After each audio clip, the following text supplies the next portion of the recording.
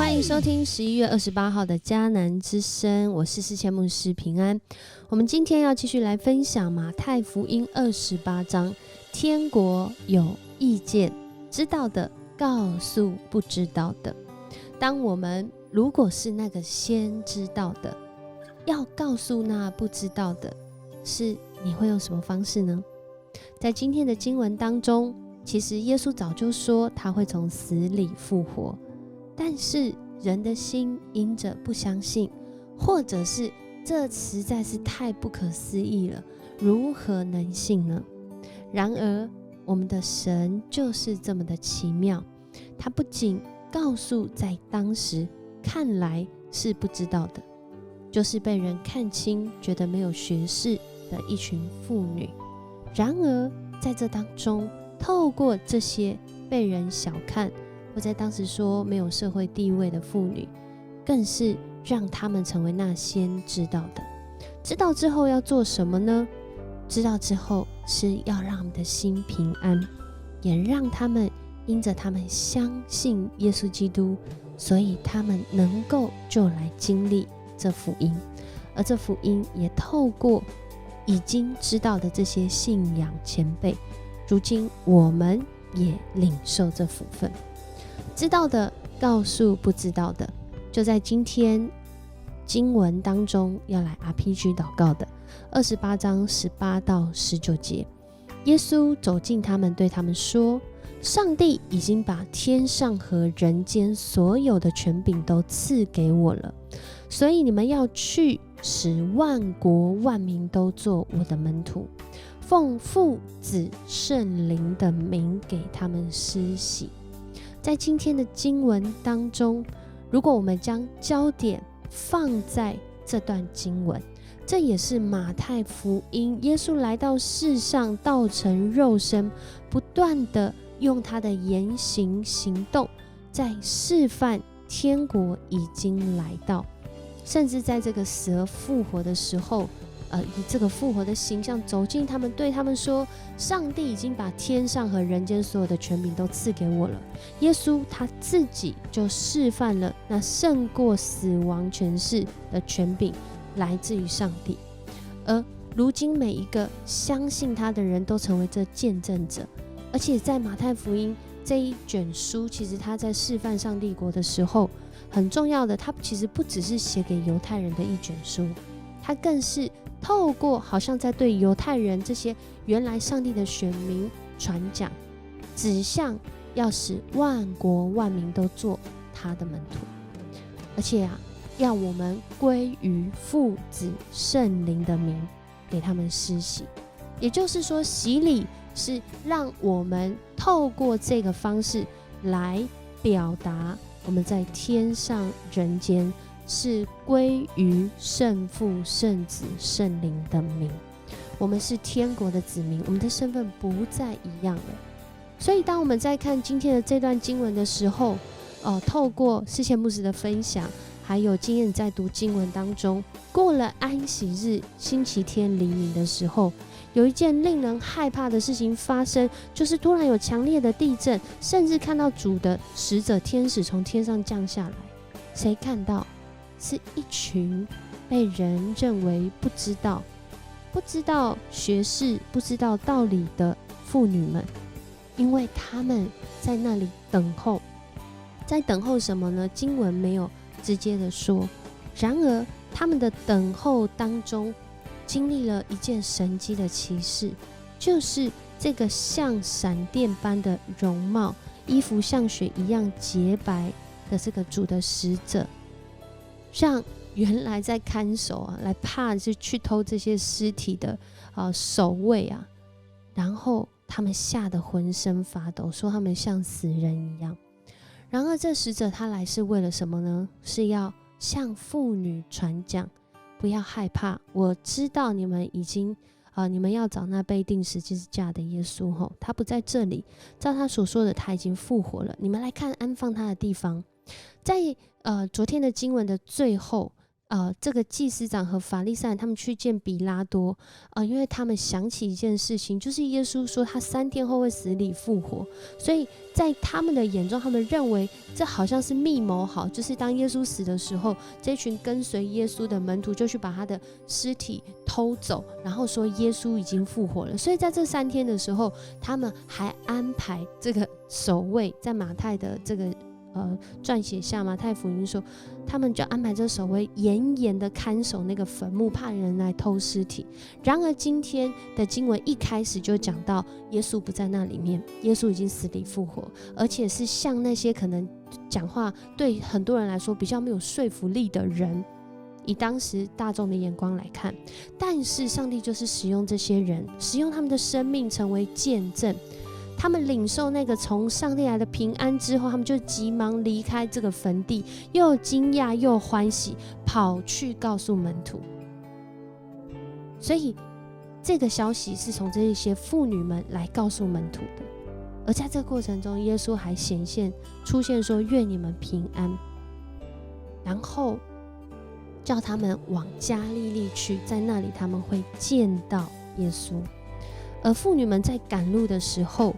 就这些守坟墓的兵，然后又回到城里向祭司长报告发生的一件事情。于是他们呢，在当时其实他们做这件事情，其实他们是要面临生命的危险，因为坟墓被盗嘛，在当时的法律，偷尸体是一个很大的罪。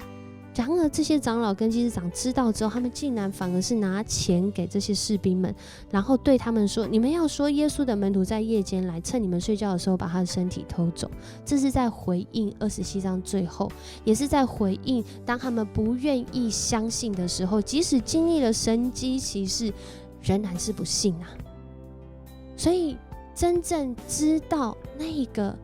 道成肉身，我们常常在讲那个道，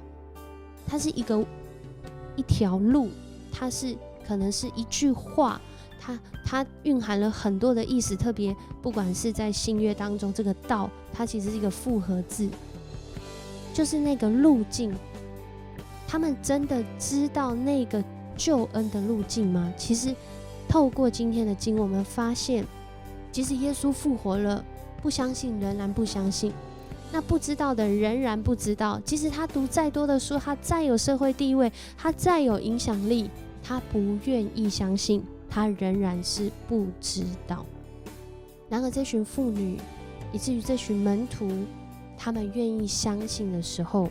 他们就把那焦点不在人为，更是回到耶稣他的话语，就是耶稣已经领受天上和人间所有的权柄。领受这些权柄要做什么呢？让相信他的人有了动力，领受从他来的呼召，就是要去，不仅是使这些选民，犹太选民，更是要使万国万民都成为耶稣基督的门徒，归于圣父、圣子、圣灵的名。然后很重要的，信主之后，我们很常说信主其实就是60分，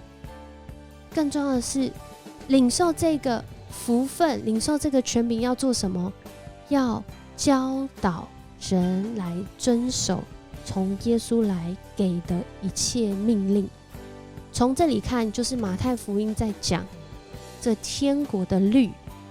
我们要遵守。在这个遵守当中，不要忘记我们的主是按着我们所做的，如果是我们公义，他就按公义来衡量；如果是我们不义，他就按不义来衡量。而且在这当中更大的恩典是，耶稣为我们的罪付上代价，他成为那个有罪的，为了要赎我们的罪。而我们愿意相信的开始，我们就因着在耶稣基督里被化为无罪的。所以他说，我记住我要常与你们同在，直到世界的末日。也就是说，在世界末日来临之前，其实每一个相信耶稣的门徒，也就是你跟我们都有一个使命和责任，就是要去传耶稣基督天国的福音。而且不仅是传哦，传了之外，我们自己还要学习，因为学了才能教嘛。如果我们都不会，我们自己都不知道，我们如何告诉那些知道的人？我记得在多年前陈道雄牧师还在的时候，有一次他讲那篇道，最后就是在讲一个故事，而那故事的最后，我好记得他讲的令人深刻的那短短2句话。他说：“你们知道的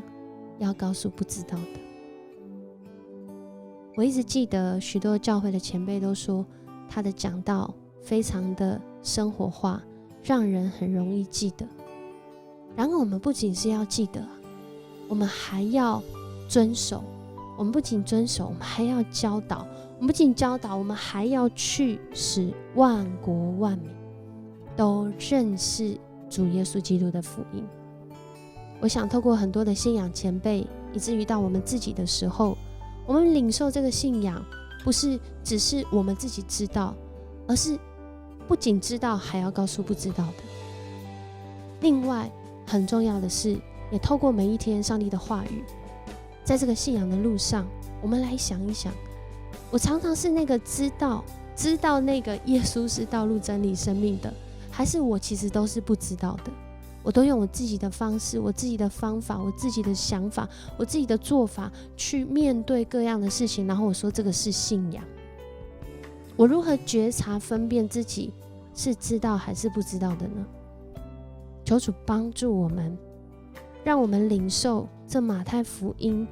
写在最后，但其实是最重要的。我们看了这么多耶稣他的事迹，不是只是领受我们自己的祝福而已，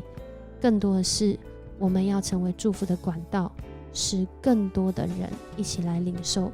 这个福音的使命，这个福音的福分。我们一起来祷告。主，我们感谢赞美你，谢谢你，你胜过死亡的权势，领受那胜过死亡权势的权柄，在天上人间已经掌握所有的主权。主，谢谢你，你为我们付上代价，你从死里复活，让我们看见生命的盼望，不仅是在于我们所知道的，也在于我们继续在经历你要我们知道的。主啊，谢谢你带领我们，让我们能够成为那跟随你的儿女，跟随你的门徒。求主帮助我们领受我们自己生命信仰的见证，不只是要留在自己的福分里面，更是将这个福要继续的扩大，继续的分享，继续的做见证，以至于万国万民都要因为认识你，他们的生命经历那全然的转换，成为天国的子民。因为主，你的心意是要我们领受这永恒国度的福分。恳求主你帮助我们，能够将我们的信仰根基建造在你的话语里，以至于我们领受，我们遵守，我们起来教导，我们能够行动，走出去，使人认识你，并且经历你每一天的同在，直到世界的末日。谢谢你爱我们，让我们领受马太福音的福音，这天国的福音要给每一个还在寻求知道的人。主，我们就是那个人，谢谢你让我们来认识你，知道你是道路真理生命，我们的心，我们的生命就得着饱足，就得着盼望。这样祷告，奉主耶稣的名求，阿们。很高兴跟你一起分享迦南之声，我是世谦牧师，我们一起寻求认识知道耶稣心意的路上，我们明天见。